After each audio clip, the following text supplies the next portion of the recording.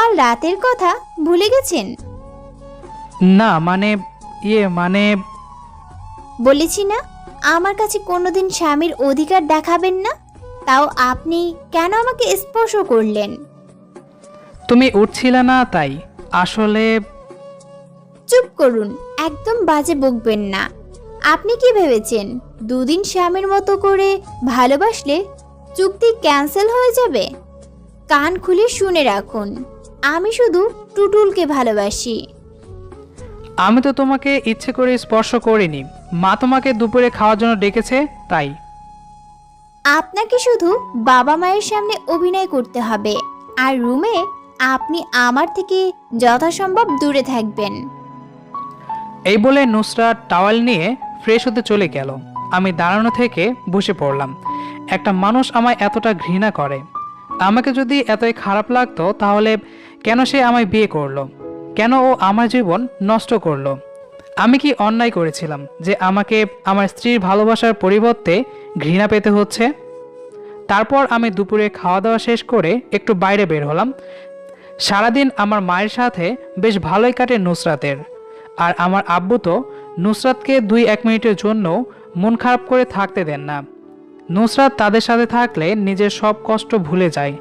এভাবে বেশ কয়েকদিন কেটে গেল। আমার ভালো থাকার অভিনয় খুব ভালোই চলছে। নুসরাত সারা রাত তার প্রেমিক তথা টুটুলের সাথে ফোনে কথা বলে, আর আমি খাটের এক কোণে নীরবে চোখে জল ফেলি। ভাবতে থাকি আমি 1 বছর পর কি করব। বাবা মাকে কি করে মুখ দেখাবো? সমাজ তো আমাকে মেনে নেবে না। এইসব ভেবে রাত পার করে দিই। তারপর আমি একদিন আমাদের রুম পরিষ্কার করছিলাম। বিয়ের পর নুসরাতের আলমারিটা আজ পর্যন্ত কখনো ধরিনি। এই রুমে থাকা সত্ত্বেও দুজনের প্রত্যেক জিনিস আলাদা। জানি ওর আলমারি ধরার অনুমতি আমার নেই, কিন্তু আমি পরিষ্কার না করলে আর কে করবে? তাই আমি আলমারি খুললাম। দেখলাম নুসরাত তার সব কাপড় চোপড়গুলো এলোমেলো করে রেখেছে। কাপড় চোপড় গোছাতে গিয়ে আরও কিছু জিনিস আমার চোখে পড়ল। দেখলাম টুটুলের দেওয়া কয়েকটা গিফট আর লাভ লেটার আর একটা ডায়েরি। ডায়েরিটা হাতে নিয়ে মাত্র পড়তে যাব, অমনি আমার ডায়েরি নিয়ে তুমি কি করছিলে? ও বলার সাথে সাথেই সজোরে থাপ্পড় মারল আমায়। চোখের জল বাধাহীনভাবে গড়িয়ে পড়ছে। নুসরাত আরও চেঁচাতে লাগলো। তোমার মতো বেহায়া ছেলে আমি জীবনেও দেখিনি। কতবার বললাম তুমি আমার কেউ না, তাহলে আমার জিনিসে হাত দেওয়ার সাহস কে দিল তোমায়? বেরিয়ে যাও আমার চোখের সামনে থেকে, গেট লস্ট। আর ওখানে দাঁড়িয়ে না থেকে যত দ্রুত সম্ভব ছাদে চলে গেলাম। গালটা খুব ব্যথা করছে। আমি কখনো চড় খাইনি। আমার বাবা মা খুব আদরে বড় করেছে আমায়। মানুষ হয়তো ঠিকই বলে চড়ের আঘাতের চেয়ে কথার আঘাত অনেক বেশি কষ্টদায়ক। আমি মানলাম নুসরাত আমাকে তার স্বামী হিসেবে মেনে নেয়নি, কিন্তু আমি তো জোর করে কিছু চাইনি ওর কাছে। ওর কথা মতোই 1 বছর পর ওর জীবন থেকে অনেক দূরে চলে যাব। এতক্ষণ ছাদে বসে এগুলো ভাবছিলাম আমি। কিছুই খাওয়া হয়নি এই পর্যন্ত। তারপর আমি আম্মুর ডাকে নিচে চলে গেলাম। এর আগে মনে পড়ল নুসরাত তো আমাকে চড় মেরেছে। নিশ্চয় আমার গালে দাগ পড়ে গেছে, কারণ কোনোদিন আমি চড় খাইনি। তাই আমি পানি দিয়ে গাল ধুয়ে নিলাম, যাতে আম্মু আব্বু বুঝতে না পারে। নিচে গিয়ে দেখলাম নুসরাত টেবিলে বসে খাবার খাচ্ছে। আম্মু আমাকে উদ্দেশ্য করে বলল, কে রে, কোথায় চলে গিয়েছিলি? কিছু না আম্মু, তোমরা খাও। এই বলে আমিও একটা চেয়ার নিয়ে বসে পড়লাম টেবিলে। এমনভাবে খাচ্ছি যেন কিছুই হয়নি। নুসরাতও নিচের দিকে তাকিয়ে আছে। হঠাৎ আব্বু আমাকে বলল, তানভীর, অনেক দিন তো হলো তোদের বিয়ের, বৌমাকে নিয়ে কোথাও বেড়াতে যাবি না? আমি একবার নুসরাতের দিকে তাকিয়ে বললাম, আসলে বাবা, এখন অফিসে অনেক কাজ, এখন চাইলেও ছুটি দেবে না বস। সে কি রে, ছুটি দেবে না কেন? নতুন বিয়ে হয়েছে তোর। বাবা, আমার অফিসে দেরি হয়ে যাচ্ছে, এখন আসি। এই বলে আমি সেখান থেকে চলে আসলাম। আর মনে মনে আব্বুকে বলতে লাগলাম, যে মেয়ে আমাকে এত ঘৃণা করে সে নিশ্চয় আমার সাথে ঘুরতে যাওয়ার কথা কখনোই কল্পনা করবে না। এভাবে দেখতে দেখতে 6 মাস পেরিয়ে গেল। এতদিনে আমি আর কিছু পাই বা না পাই, নিজের মনের মতো বাবা মা পেয়েছি। তারা কোনো অংশে আমাকে অসুখে থাকতে দেননি, আর আমাকে ছাড়া তো তাদের এক পাও চলে না যেন। তাদের এত ভালোবাসা পেয়ে মনে হয় আমার সারা জীবন নুসরাতের ভালোবাসা না পেলেও চলবে। কিন্তু কথায় আছে, বইয়ের ভালোবাসা না পেলে পৃথিবীর সব সুখ যেন মলিন হয়ে যায়। এই 6 মাসে খুব দরকারি কিছু কথা ছাড়া নুসরাত আমার সাথে কোনো কথা বলেনি। নুসরাত ও টুটুলের সাথে কথা বলে পার করত। আর আব্বু আম্মু মনে করত নুসরাত আমাকে অনেক ভালোবাসে। তাদের সামনে নুসরাত খুব ভালো অভিনয় করে। মাঝে মাঝে আমি নিজেই ভুলে যাই যে আমিও আসলে অভিনয় করছি। একদিন শুক্রবারে আমার অফিস বন্ধ ছিল, তাই বাসায় বসে টিভি দেখছিলাম। নুসরাত আর আম্মু তখন রান্নাঘরে সবজি কাটায় ব্যস্ত। হঠাৎ ছুরির আঘাত লেগে নুসরাতের হাত কেটে যায়। প্রচণ্ড ব্লাড বের হতে শুরু করে। আম্মুর চিৎকার শুনে আমি দৌড়ে ফার্স্ট এইড বক্স নিয়ে খুব যত্ন করে আমার বউ তথা নুসরাতের হাত ব্যান্ডেজ করতে লাগলাম। আর ও আমার দিকে মুগ্ধ হয়ে কতক্ষণ তাকিয়ে রইল। আমিও মুগ্ধ হয়ে দেখছিলাম আমার রাজকন্যাকে। কত স্বপ্ন ছিল এই রাজকন্যা খুব ভালোবাসবে আমায়।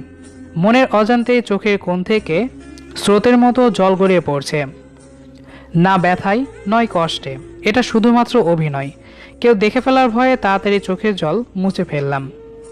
তারপর আমি আম্মু আব্বুর সামনে নুসরাতকে আস্তে আস্তে ধরে রুমে নিয়ে গেলাম। আর দরজা বন্ধ করে শুধু এইটুকুই বললাম, যখন কাজ করো তখন নিজের খেয়াল রাখতে পারো না? তারপর ও একটু হেসে বলল, আর তো মাত্র 6 মাস, একটু সহ্য করো, তারপর তো চলে যাব। নুসরাত আমার দিকে কিছুক্ষণ তাকিয়ে থেকে বারান্দায় গিয়ে টুটুলের সাথে ফোনে কথা বলতে শুরু করে দিল। আমি পলকহীনভাবে ওর হাতের ব্যান্ডেজের দিকে তাকিয়ে রইলাম। এটাই আমার নুসরাতের সাথে প্রথম স্পর্শ। সকলে অবাক হচ্ছেন, তাই না? এটাই সত্যি। একটু বসে রইলাম খাটে। বারান্দা থেকে নুসরাতের ফোন থেকে কথা বলা শোনা যাচ্ছে। আরে বাবুটা, আর তো মাত্র 6 মাস, এরপর আপদটাকে বিদায় দিয়ে দিব, আর তুমি আর আমি নতুন জীবন শুরু করব। সত্যিই তো বলেছে নুসরাত, আমি আপদ ছাড়া আর কি।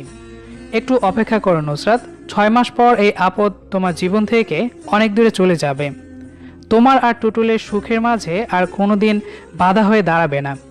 মনে মনে কথাগুলো বলতে লাগলাম, কিন্তু কষ্ট হয় ওই দুটো মানুষের কথা ভেবে যারা নুসরাতকে নিজের মেয়ের মতো ভালোবাসে। আচ্ছা, আমি তার জীবন থেকে চলে যাওয়ার পর টুটুল কি ওকে ঠিকঠাকভাবে খেয়াল রাখবে তো? ওর চেহারার মতো ওর মনও সুন্দর হবে তো? নিশ্চয় সুন্দর হবে, না হলে নুসরাত কি ওকে এত ভালোবাসতো? সেদিন সোফায় টুটুলের একটা ছবি পেয়েছিলাম। ছেলেটা আসলে ভাগ্যবান না হলে এমন রাজকন্যার মতো মেয়ের ভালোবাসা পেত না সে। আর আমার মতো হতভাগা আর কেউ নেই যে কিনা 6 মাসে অবহেলা অপমান ছাড়া কিছুই পায়নি। বাকি 6 মাসও এভাবেই কাটিয়ে দেব। আজ আমার অফিসে খুব জরুরি একটা মিটিং আছে, তাই সকাল থেকে সব কাজ খুব তাড়াতাড়ি করছি। আমি রুমের বাইরে আড়াল থেকে দাঁড়িয়ে দেখছি আর ভাবছি, যতক্ষণ না নুসরাত আমাকে ডাকবে ততক্ষণ আমি রুমে প্রবেশ করব না। আর আজ অবধি সেই দিন আসেনি যে নুসরাত আমাকে অফিসে যাওয়ার আগে রুমে ডাকবে। হঠাৎ করে কেন জানি না ছোটবেলার কথা মনে পড়ে গেল। বাবাকে টাই পরিয়ে টাই বাঁধা শিখেছিলাম আর ভেবেছিলাম ভবিষ্যতে আমাকে প্রত্যেক দিন অফিসে যাওয়ার সময় নিজের বউ টাই বেঁধে দেবে। তখন আমার ক্ষুদ্র হৃদয়ে এই ভাবনাটা আসেনি যে আসলে এই স্বপ্ন শুধু স্বপ্ন হয়ে থেকে যাবে।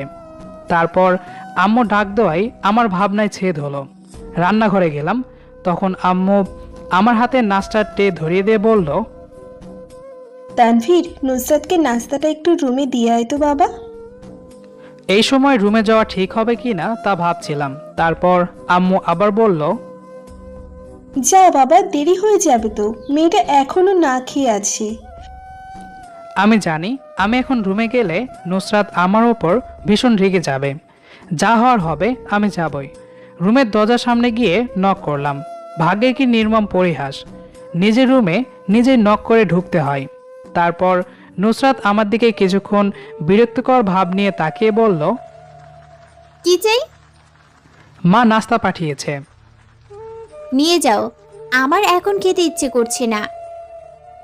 খালি পেটে থাকলে শরীর খারাপ হতে পারে। সেটা আমার ইচ্ছা। আর তোমাকে বলেছি না, কখনো আমার উপর স্বামীর অধিকার দেখাবে না। দেখো, তুমি আমাকে স্বামীর অভিনয় করতে বলেছ, আর আমি সেটাই করছি। কিন্তু এখন তুমি যদি নাস্তা না করো তাহলে মা সন্দেহ করতে পারে। তুমি যেহেতু নাস্তা করতে চাচ্ছ না, তাই আমি নাস্তা নিয়ে যাচ্ছি। এই বলে যখনই চলে আসতে যাব, ঠিক তখনই নুসরাত পেছন থেকে ডাক দিয়ে বলে, এই দাঁড়াও, নাস্তা রেখে যাও। বাহ, আম্মুর কথা বলাতেই কাজ হয়েছে। নাস্তা রেখে অফিসের উদ্দেশ্যে বাসা থেকে রওনা দিলাম। আজ প্রথমবারের মতো নুসরাত আমার কথা শুনল। নিজের অজান্তেই কখন জানি না ভালোবেসে ফেলেছি এই নিষ্ঠুর মানুষের নিষ্ঠুর ব্যবহারকে। কিন্তু কী লাভ, যে মানুষটা কিছুদিন পর অন্য কারো হয়ে যাবে তাকে ভালোবেসে? তার মনের কোথাও তো আমি নেই, শুধুমাত্র ঘৃণা করে নুসরাত আমাকে। তার চেয়ে ভালো 6 মাস শেষ হওয়ার অপেক্ষা করি। তারপর অফিসে চলে আসার পর আমার মনে পড়ল যে আমি ভুল করে ফোন বাসায় ফেলে রেখে এসেছি। প্রত্যেকদিন দুপুরে আম্মুকে কল দিয়ে জিজ্ঞেস করতাম যে নুসরাত